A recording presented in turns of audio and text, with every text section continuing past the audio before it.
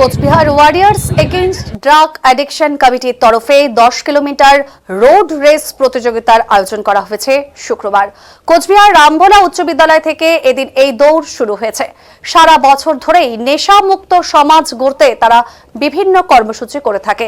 উদ্যোক্তাদের পক্ষ থেকে রাহুল কুমার রায় তিনি জানিয়েছেন, এদিনের এই দৌড় প্রতিযোগিতায় 200 জনের অধিক প্রতিযোগী অংশগ্রহণ করছেন। দেখাচ্ছে কিন্তু এই মুহূর্তে Cooch Behar warriors against drug addiction কমিটির তরফে 10 কিলোমিটার রোড রেস প্রতিযোগিতার আয়োজন করা হয়েছে শুক্রবার। কোচবিহার রামভোলা উচ্চ বিদ্যালয় থেকে এদিন এই দৌড় শুরু হয়েছে। সারা বছর ধরেই নেশামুক্ত সমাজ গড়তে তারা বিভিন্ন কর্মসূচি করে থাকে। উদ্যোক্তাদের পক্ষ থেকে রাহুল কুমার রায় তিনি জানিয়েছেন, এদিনের এই দৌড় প্রতিযোগিতায় 200 জনের অধিক প্রতিযোগী অংশগ্রহণ করেছে।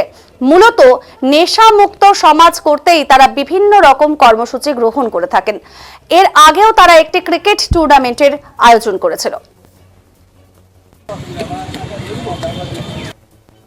ওয়ারিয়ার্স এগেইনস্ট ড্রাগ অ্যাডিকশন, আমরা নিষিদ্ধ ড্রাগের বিরুদ্ধে সচেতনতা গড়তে আমরা একটি প্রতিষ্ঠান গড়েছি, যেখানে এর আগে আমরা ক্রিকেট টুর্নামেন্ট আয়োজন করেছি। আজকে 2রা জানুয়ারি রামভোলা হাই স্কুল থেকে একটি ম্যারাথন, 10 কিলোমিটার ম্যারাথন চালু হলো।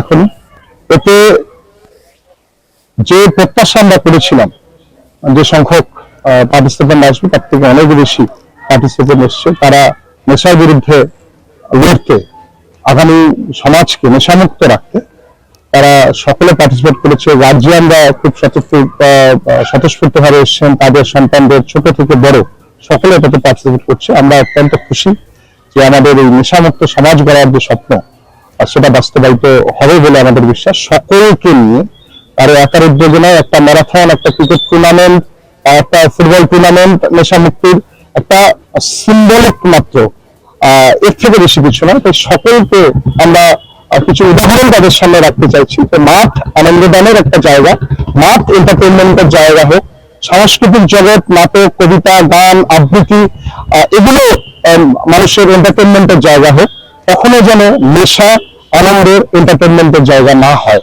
এই জায়গায় দাঁড়িয়ে সকলের স্বতঃস্ফূর্ততা আমাদের আপ্লুত করেছে। আমরা ভীষণ খুশি।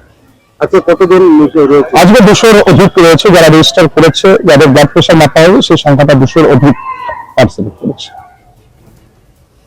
আজকে ওয়ারিয়ার্স